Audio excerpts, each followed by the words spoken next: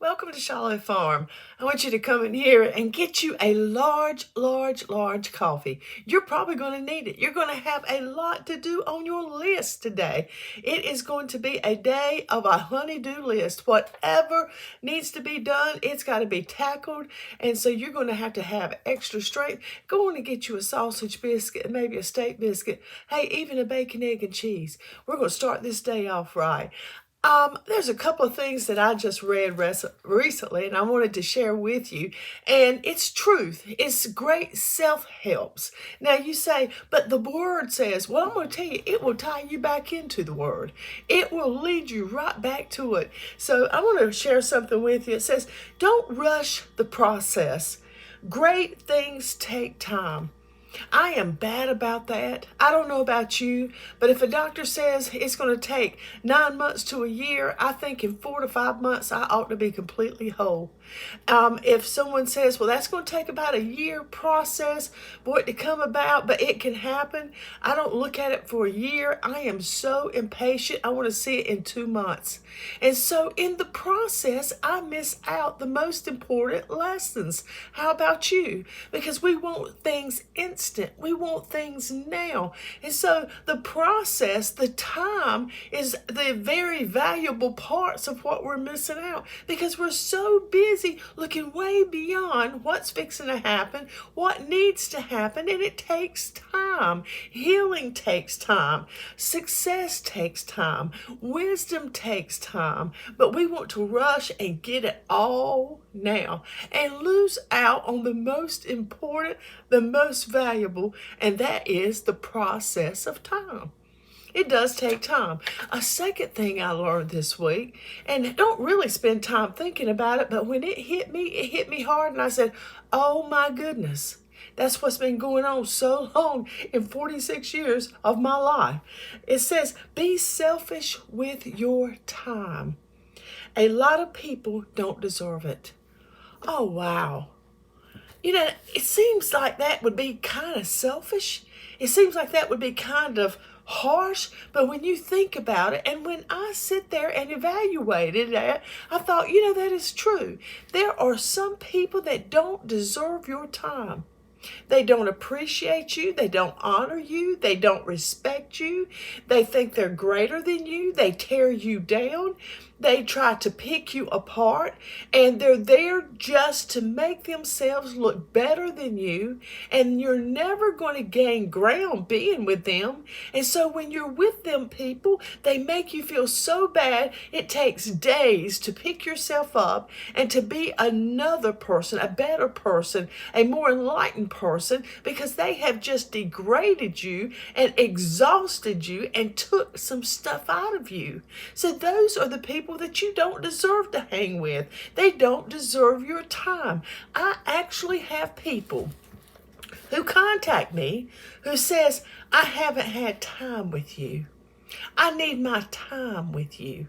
Well, you know what? That's great if they give you something, if they edify you, if they're there to be the balance of the scales and have the greatest of friendship. But if they're there to zap you of your energy, if they're to take from you and never give back into you, that is what this is talking about. So be selfish with your time. When it comes to people that don't want to be a blessing to you, but to take the blessings from you, be careful with them people. Amen? Okay, now let's get into the word. I like learning about things like that because I sit back and say, that's true. That's what's been going on for years and I didn't even know it. It takes little simple things to teach me, but I am teachable. I can be taught. Now, we're in Proverbs 29. And it says, if a ruler pays attention, now this is how we closed yesterday, but I want to start with that again. In verse 12, if a ruler pays attention to liars, all his advisors will be wicked. If he takes the bribes and if he takes the lies and the deception, he will not put a righteous man on his team. He's not going to put someone who has insight. He's going to put all of them liars and deceivers because then they all are in there together and you don't have one against the others or one trying to speak truth. You can all do whatever you want to. Verse 13, it says, the poor and the oppressor have this in common. The Lord gives sight to both of their eyes. Now listen, read this again. The poor and the oppressor have this in common. What do they have in common? Well, the poor has lack, but the oppressor uses. So they both have lack. And God says both, the Lord gives sight to both of their eyes. God is over both of them, but the poor has lack, but so does the oppressor, because he uses. There's something that he lacks because he uses people. And in verse 14 it says, if a king judges the poor fairly, his throne will last forever. Why? Because he's just and fair. Because he will evaluate.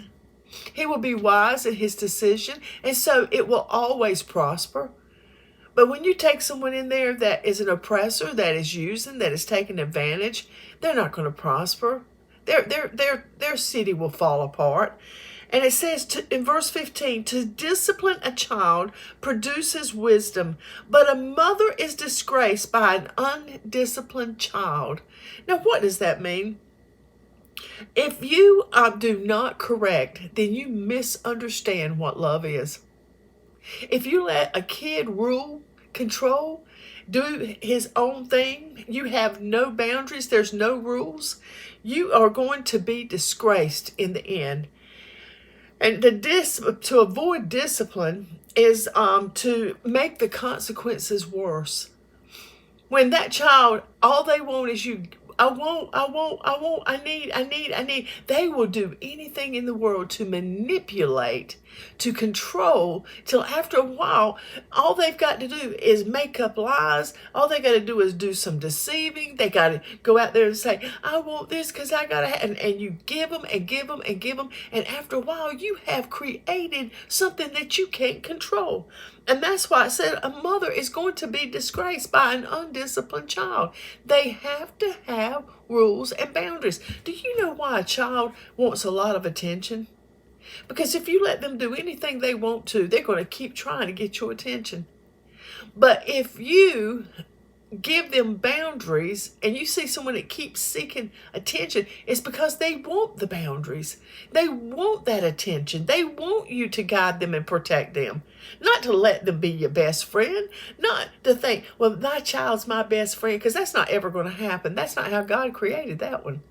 But you are to have rules and discipline and not let that child control you, because you are going to be very disgraced in the end. It says in verse 16, when the wicked are in authority, sin flourishes, but the godly will live to see their downfall. Oh, it may look good on the outside. And when it says that the wicked are in control and they are in authority, they are people that are stubborn. They have a lack of self-control. They're ignorant, they're arrogant, they're prideful, and they're ungodly. And so that will tear down a nation real quick. But it says the godly's going to sit back and watch them fall. They may rule for a moment, and it may look good, but they will have a downfall. It will not prosper. Verse 17, again, Solomon speaks, discipline your children, and they will give you a peace of mind. If you have the rules there, if you have boundaries, and stick to it. Don't just be inconsistent in ruling your child. Be consistent. And you know what?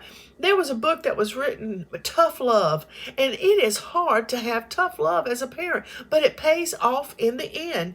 And it says that, when you don't expect that the teachers, don't expect Shiloh Farm, don't expect the church to teach your child. You are responsible as a parent to teach your children. And then in verse 18, it says, when people do not accept divine guidance, they run wild without a vision, without a goal, without a mission, without something in front of you to guide you. You will run wild. You will have no discipline. You'll have no focus. You don't have anything to complete, to say that you have completed something and it's finished and you feel good about it. And it says, but whoever obeys the law is joyful. Whoever writes things down, whoever keeps their promises, those who stays in boundaries that are safe, and you're not out there making quick decisions and doing things that causes you to run wild, that you never have a grip on life. It says, that you have no disciplined life. I want to tell you something that's hard on me. There are times that I can get out of control. I know that I have to exercise every day. I know that. Do I like it? No. Is it rewarding? Yes. I can move. I can pick up 50-pound bags of feed. When you've got to go to Nahana feed store and you've got to pick up 50-pound bags, you better know that you've got strength enough and ability enough to pick up 12 bags that are 50 bags. And every day you have to do that to load up your cart and feed up.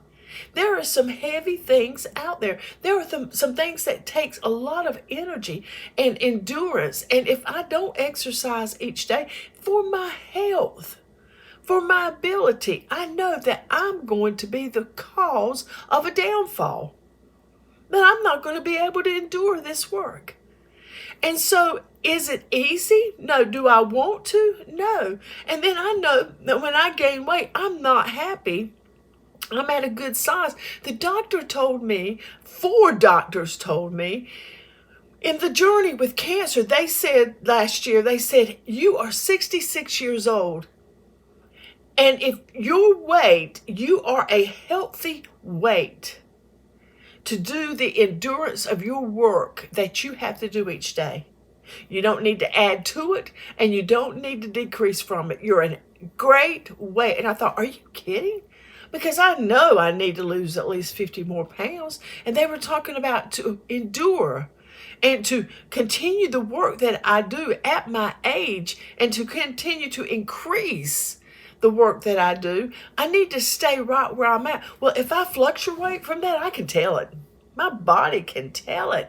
And I've just had to really reel myself in recently, because after coming out of all of that I went through, people, we're celebrating, we're eating, we're going out, we're having a great fellowship. It's wonderful. And I forgot that I can't eat a lot of carbs, and I can't have a lot of calories, and I can't eat a bunch of donuts at 10 o'clock at night because I can't take it. So this is what this is saying.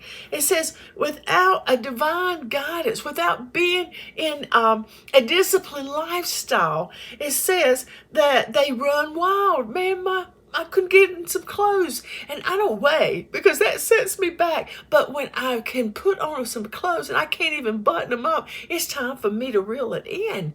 And that's what I have to do. What do you have to do to control from running wild, from getting out of line? What do you have to do? In verse 19, it says, words alone will not discipline a servant. The words may be understood, but they are not heeded. Now, what is that talking about? Empty words are not enough to maintain what has to be done. I'm going to give you an example of that. A manager can see some people not doing work, and they just keep staying on them and just talking to them and talking to them and talking to them and lecture them. And you know what? They get worse and worse. They start taking control of the whole place. And so if he has, with his words, some discipline actions, or, I'm not going to put you on the schedule for a couple of days until you begin to listen, or I'm not going to put you on schedule at all this week. That's going to cut into your paycheck, and you're going to take heed to some word. And then it says in verse 20, there is more hope for a fool than for someone who speaks without thinking. I'm going to give you an example of that. I work a lot. My whole life is around youth, around young people of all ages. And I've got some miles on them, but that doesn't mean that I'm so much wiser than them that I can't listen to them, because I will. And I learn things from them. But you know what they'll do? they'll sit there and they on a swing will talk to me and tell me all this they do, and they're the only ones that's ever done it, the only ones that will ever do it. Miss Phyllis, you've never done that. And they just go on and on and on, and I listen to them. And I think that's been done so many times, or people have failed at that so many times. But if you're not careful, you're going to fall with that. I mean, I sit there and listen, and this is exactly what it's saying. It says that there is more hope for a fool than for someone who speaks without thinking. They're unwise in their attitude and in their behavior, and it's especially, you can look at that and you think, if you don't be careful. If you don't be careful in what you're doing, you're acting before you're thinking. You're doing before you're thinking. You're running out there doing crazy before you're thinking. And I see that a lot in our youth, and they think they're so wise. And you know what? The thing is, they are wise in some areas of their life. Yes, they are. They are smart. I learn a lot from the youth, but I also know that I'm going to see some downfalls if they don't correct it, because you don't know everything, and you're 8 years old. You don't know everything, and you're 6. You're going into the first grade, and you already know everything. Miss Phyllis, you don't know nothing. I've heard them say that to me, and I think, oh boy, are you in for a rude awakening? Listen, you have a wonderful day. God bless you, and this old girl loves you.